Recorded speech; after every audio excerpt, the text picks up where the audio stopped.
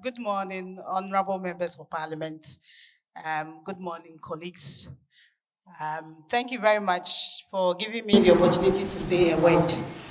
I think Madam Kathleen Addis said a lot about the statistics on women, so I wouldn't want to bore you with additional statistics. But just to share from you that at FCDO, we really value women and girls empowerment. And it is one of the Foreign Secretary's priorities for our development work.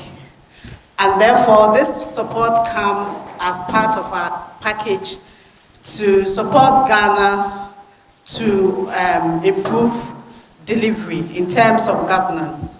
It started with the elections. Our governance program provided support to the elections in diverse ways, supporting NCCE to embark on voter education and also engage young people to mitigate the risk of violence. We also supported the National Peace Council to do what they do, including the Peace Pact. And then post-election, we are rolling out a number of initiatives to help us promote good governance. And this workshop happens to be one of them.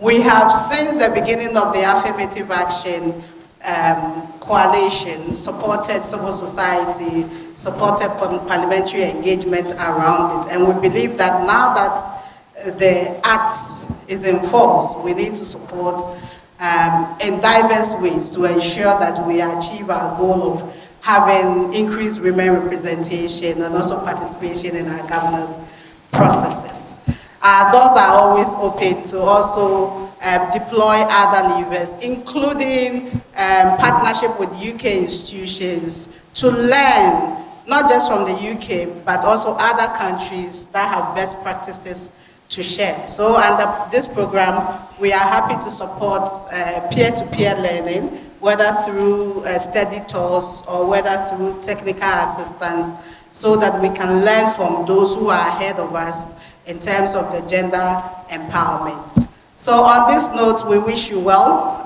Today we are here with you, and it is also a networking opportunity for us, because we do not only just give grants, we also engage to understand situations and also our peculiar governance situations to enable us to deploy available support system to ensure that Ghana remains the beacon of democracy in Africa. Thank you.